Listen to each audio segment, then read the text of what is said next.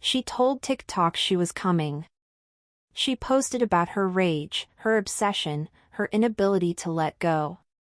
And then she flew from New York to Florida, knocked on her ex's new girlfriend's door at 5 a.m., and stabbed her dozens of times.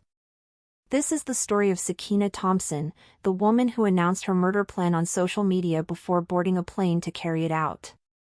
And this is the story of the man whose lies created two victims, one dead, one in prison for life, while he walked away free.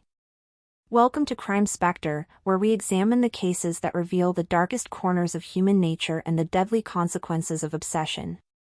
Want to keep up with the latest crime coverage? Subscribe to Crime Spectre for breaking crime news, ongoing trial coverage, and details of intriguing unsolved cases. Hit that notification bell because what we're uncovering today shows how social media has become a confessional booth for killers. Kayla Hodgson was 23 years old. She was a bottle waitress in South Florida's hospitality scene, known for her warmth and kindness. Her friend and former employer, Sakiyna Alphonse, described her as the life of the party who always had kind words for everyone she met. Kayla was beloved by friends, family, and colleagues who saw her as someone who brought light into every room she entered. Our caller says that there's a gash on the patient's neck. It looks like someone slashed her neck. This harrowing 911 call went through around 3 in the afternoon Thursday. Broward deputies later finding a young woman dead. Family says she was just 23 years old. Friends identify her as Kayla Hodgson, pictured here, a flight attendant and bartender for special events. On July 13, 2022, that light was extinguished by someone consumed with jealousy, someone who couldn't accept that the man she wanted had moved on. To understand what happened that July morning, we need to go back to early 2022, when Sakiyna Thompson's world began to unravel through the glow of her phone screen. Sakiyna Thompson was 28 years old, originally from Jamaica, living in Springfield Gardens, Queens, New York. She was in a relationship with Revelto Robinson, a man who was living in Florida while maintaining a long-distance connection with her in New York. And then early 2022, Sakiyna made a discovery that would consume her, the other woman. But this wasn't a single shocking moment.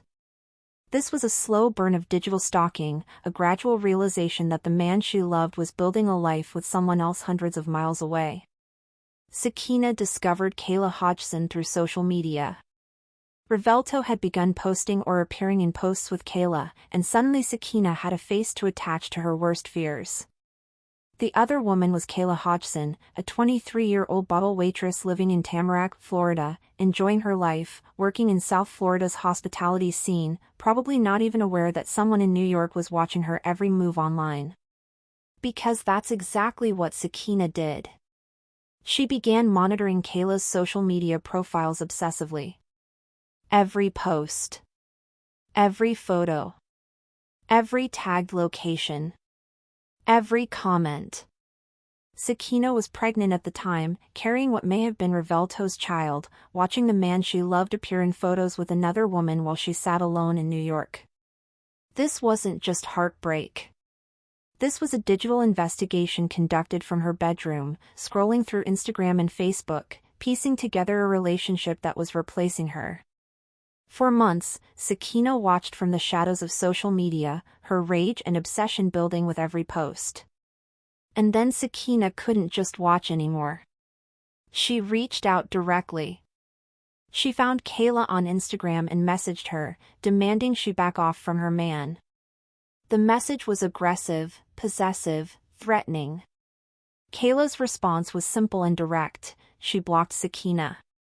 That block became the catalyst for murder. In court, prosecutors would later argue that being blocked wasn't just a minor inconvenience for Sakiyna. It cut off her only window into what Revelto was doing, her only way to monitor their relationship, her only connection to a situation she was desperate to control.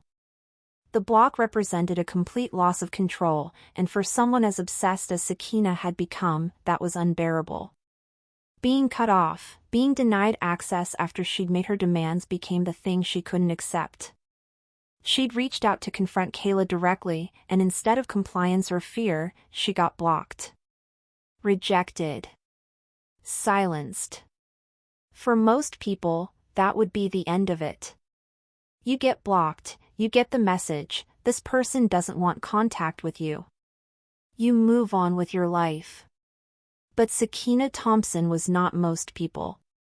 And that's when she started planning her trip to Florida. This is where the case takes a chilling turn, because Sakiyna didn't suffer in silence. She took her rage, her obsession, her pain to TikTok. In the months leading up to the murder, Sakiyna Thompson posted several videos that, in hindsight, read like warnings of what was coming. These weren't extensive confessionals, but they were revealing glimpses into a mind consumed by betrayal and rage. One post said, "When he thinks he can hurt you but you are a Gemini." The implication being clear, I'm not someone who takes pain lying down. I'm unpredictable. I'm dangerous when crossed. Another post was even more direct, "You know that I throw hands, right?" A threat barely disguised as a question. A reminder to anyone watching that she was willing to get physical, that violence was in her toolkit. Then came the most disturbing one, when y'all on a break and you see he refollowed the girl he's not supposed to be speaking to. She used a sound that said, "And I will go buy me a weapon and I will come back and handle the situation." Let that sink in. She posted about buying a weapon and sending someone off in the context of her ex reconnecting with another woman. She put it out there for the world to see. And while she used a trending sound, the message was clear: this is what happens when you cross me. You know that I throw hands, right? You know that I throw hands, right? You know that I throw hands, right? You know that I throw hands, right? So, just found out that the world doesn't actually revolve around me. Bit fucking pissed off about it. I'ma go buy me a gun, and I'ma come back here and set this motherfucker off. These posts weren't just venting.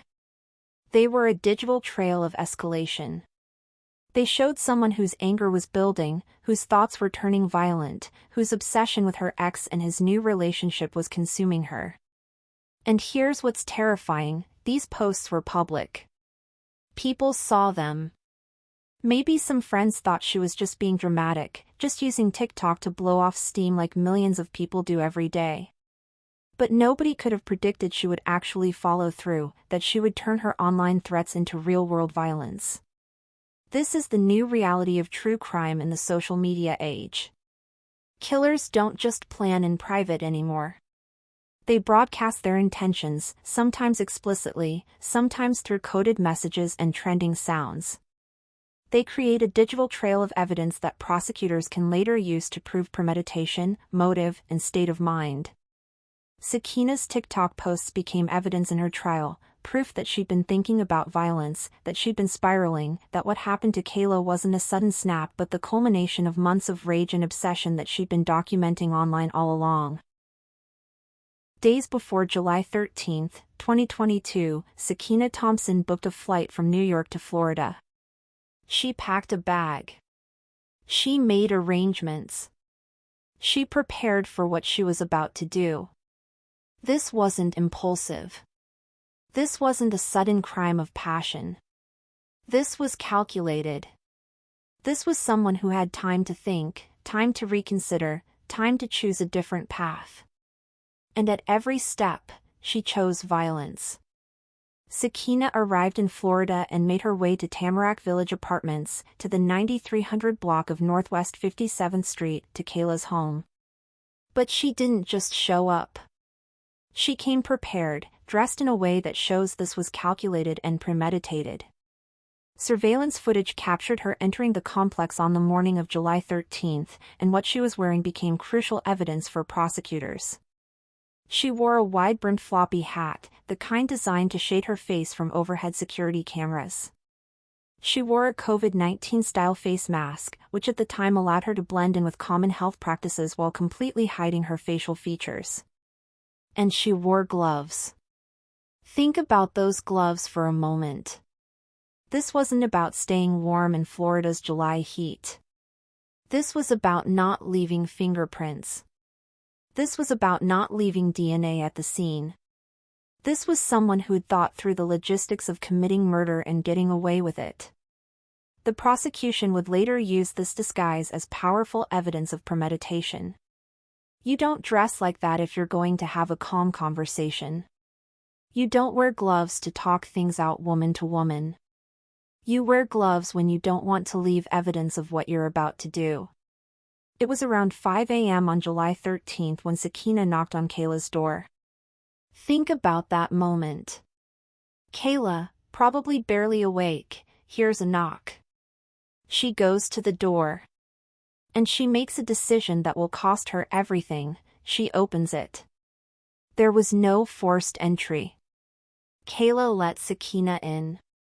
Maybe Sakiyna said she just wanted to talk woman to woman. Maybe she seemed calm, reasonable, non-threatening. Maybe Kayla thought she could handle the situation, that she could be civil, that they could sort this out like adults.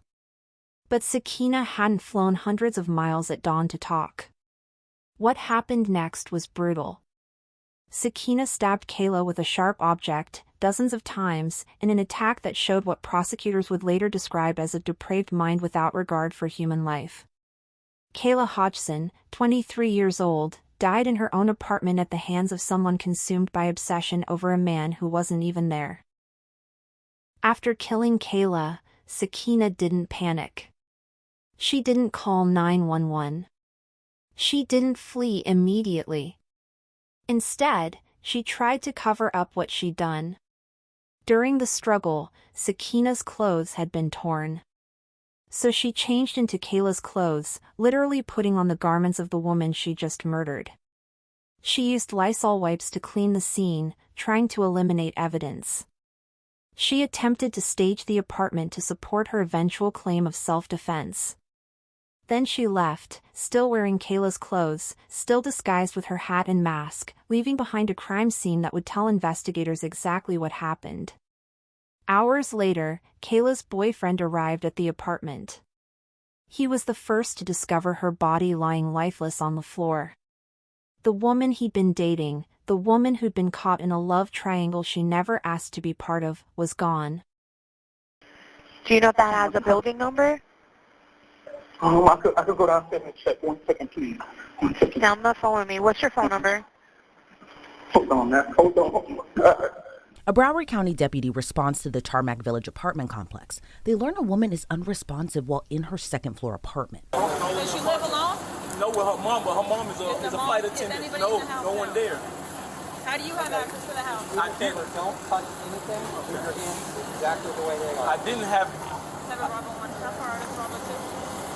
And here's something that adds another layer to this tragedy. When questioned by investigators, the boyfriend admitted he wasn't sure if he was Kayla's only boyfriend. This man, who'd been dating both Sakiyna and Kayla, who'd made Sakiyna feel like the main character before ghosting her, who'd created the jealousy and obsession that led to murder, wasn't even sure about his relationship status with the victim. Think about what that means. Kayla died over a man who couldn't even confirm if they were exclusive. Sakiyna is spending life in prison over a man who played them both. And he gets to walk away, free from legal consequences, while 2 women's lives are destroyed. Broward Sheriff's Office investigators responded to the scene at approximately 3 p.m. on July 13, 2022. What they found was a crime scene that told a clear story, despite Sakiyna's attempts to clean up. There was significant evidence left behind. Blood spatter patterns. The murder weapon. DNA evidence. Signs of a prolonged, violent struggle. And crucially, no signs of forced entry, which contradicted any claim that Sakiyna had been defending herself from an attack. Detectives spent 2 consecutive nights collecting evidence from the Tamarac Village apartments. Former South Florida Police Chief Frank Fernandez noted that the extended investigation indicated they were finding a significant amount of evidence and wanted to be very detailed so that they could find the person responsible. Through investigative means, detectives determined that Sakiyna Thompson played a role in Kayla's murder. On July 25, 2022, a warrant was issued for her arrest.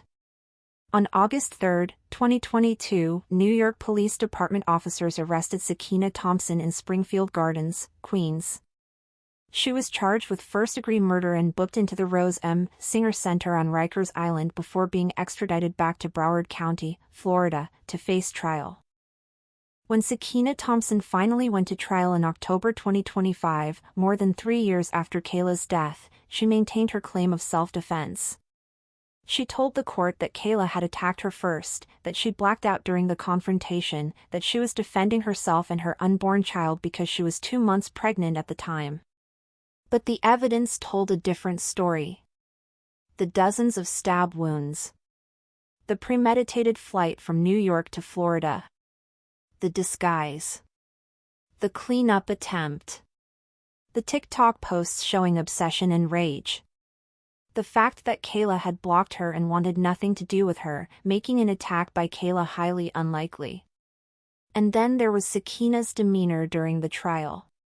Witnesses and courtroom observers noted she showed no emotion. No remorse.